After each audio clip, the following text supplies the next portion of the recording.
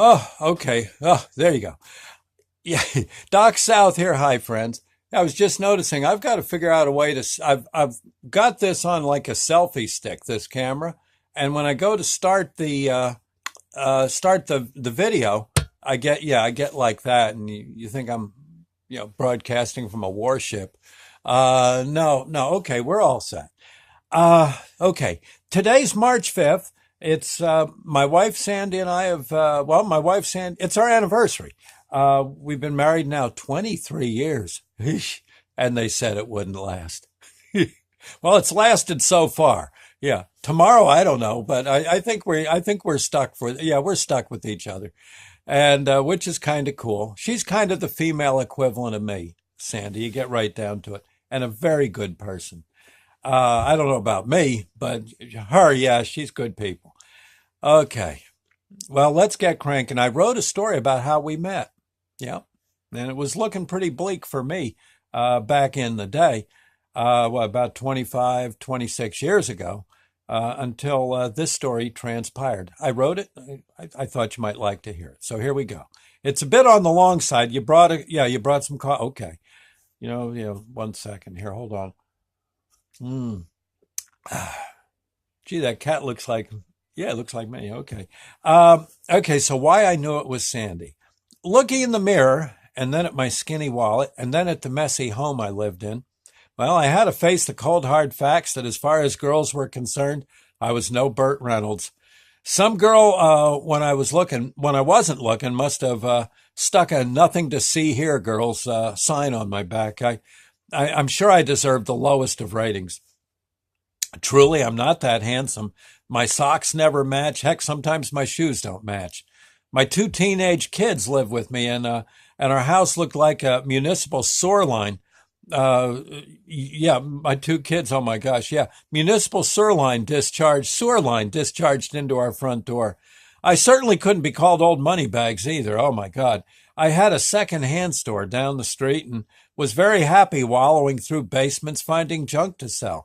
Some days I'd come out of the cellar all covered in really bad festering spider bites. Awful sores on my ears and necks that weren't helpful. They just weren't helpful at all when it came to asking a girl out for a date. Worse than that, suggesting a Dutch treat to the young lady of my dreams. Well, that didn't help either. Face it, friends, I was in a jam. There was one young lady that kind of took me under her wing as an advisor. Her name was, well, let's say Susan. That's not her real name, by the way. No. Susan worked in a store next to mine. I liked her, but, well, she wasn't the girl for me. Or I wasn't the guy for her. She was a pretty redhead. I think she had family with money. I never met her boyfriend, but he sounded like a pretty good guy. He was most likely the exact opposite of me, which would be a plus in any girl's book. Susan liked me enough, though, to give me the best advice she could muster for my situation. Susan, I think, figured that to most women, I probably was a lump of coal in the Christmas stocking of life. Still, she also went on with the premise that there had to be someone out there for everyone. With that in mind, she tried to she tried her level best to guide me on my quest. The usual stuff wasn't going to work. It'd be impossible to dress me up or help me to memorize pickup lines. I looked stupid dancing. I mean, really, the worst dancer on earth. The store, no matter what I did, would never look like Tiffany's. Never. Tiffany's probably just doesn't sell, naked lady shot glasses. My car was a moldy old van with a big, naked lady shot glasses with chips in them. Yeah. My car was an old moldy van with a big dent in the door, thanks to my daughter Sunshine's first trip to New Brunswick. Plus, there were some pretty big, creepy, crawling things in the back of the van, building some really big, sinister webs. In short, I was a challenge. Susan was also a strong believer in all things metaphysical. I think she believed that the universe works in mysterious ways for betterment in all arenas. I would agree with her, but I also think one should keep that third eye open and open and peeled for storms on the horizon. Did I mention Susan worked in a print shop? Well, she did. Well, one day she came running into my store with a print in her hand. She was smiling as she showed me the print. The picture on the print was of a little naked fairy sitting on the edge of a red poppy, in amongst a whole bunch of other poppies. Other poppies, yeah, were arranged in the picture. The fairy had her back to the artist. I think she was stroking her long blonde hair. Maybe she was combing it. She had pretty little wings, like a bug would have.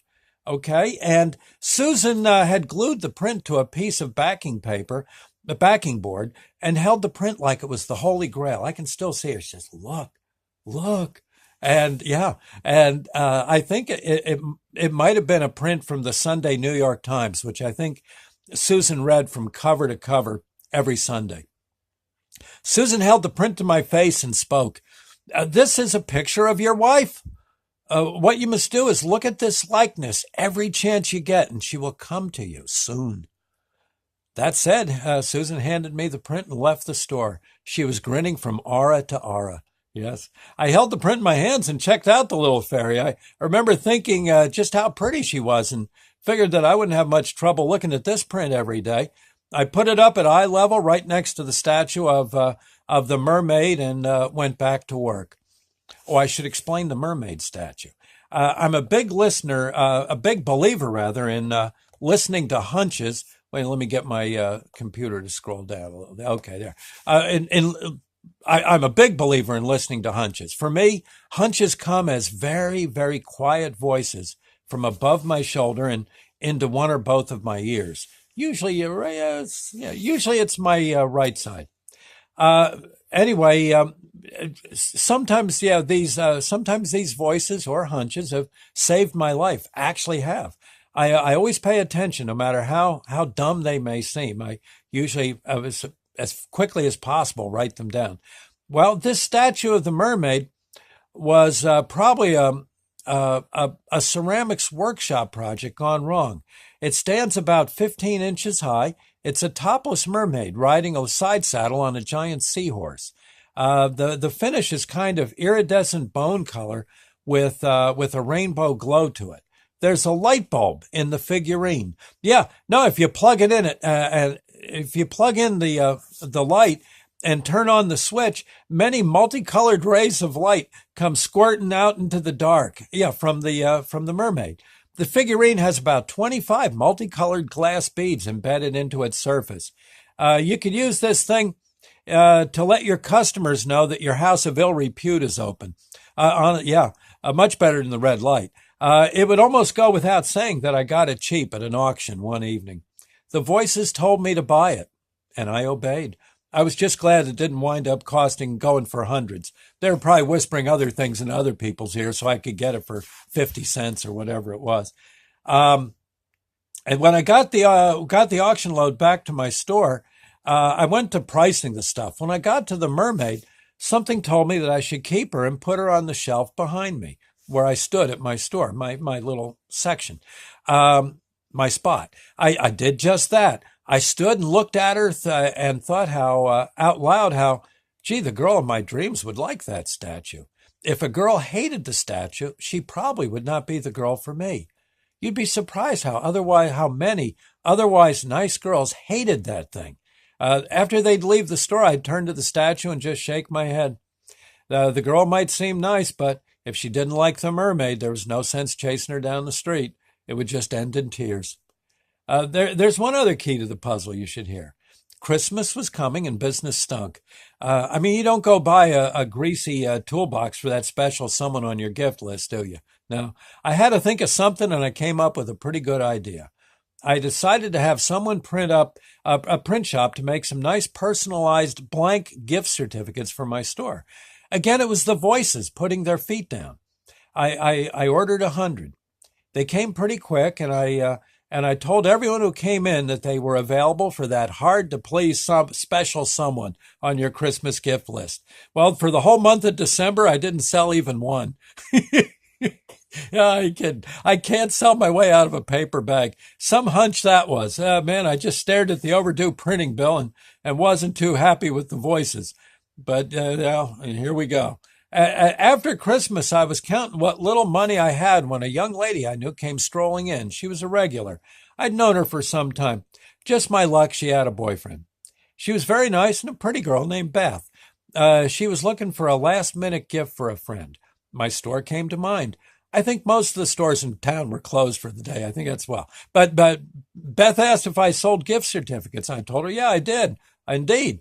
And then I asked her if she'd like to purchase the very first one off the top of the pile.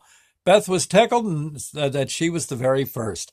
I sold her ticket number 2 earlier in December. I had almost sold one, but after I filled it out, the people decided against it and left the store. Even though she really wanted ticket number 1, Beth was okay with ticket number 2, after I explained. I put it into a handy-dandy envelope, and Beth went on her way. As she left, I remembered that I hadn't looked at the fairy on the poppy for so far that day. I turned and stared a while and, then went back to work. A few days later, this nice-looking blonde came strutting in through the shop door. She said that she had gotten a gift certificate from a friend of hers. And I'd seen this girl around town.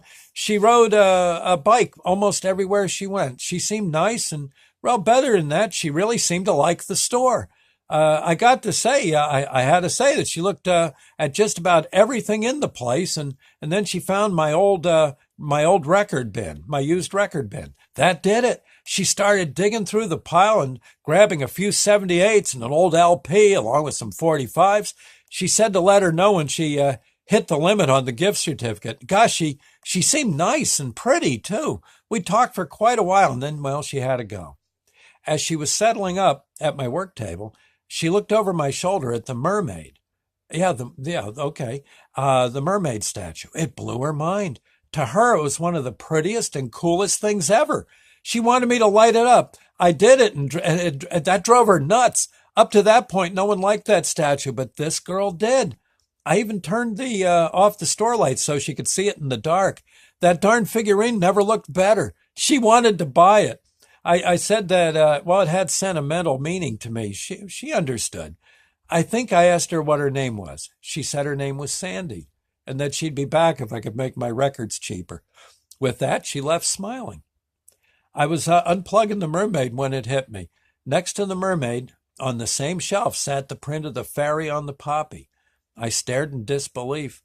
I stared in belief, not disbelief. Pure and simple, that fairy was Sandy. My God, she had come to my store. Right away, I started reducing my record prices, and with a grin, waited. And what would it be? About 3 years later? Well, we got married. Doggone. Yeah. And married so far so good, knock wood. And that's something. Yeah. But that's an absolutely true story. Sometimes the powers that be, they get to you. Anyway, it's kind of cool. And Sandy, like I said, if you knew her, some of you do, she's not much. Yeah, we're we just got different equipment, but we're basically the same person. You get right down to it. Oh my God. Anyway, okay, well, we'll see you later. Thank you and God bless. Bye now.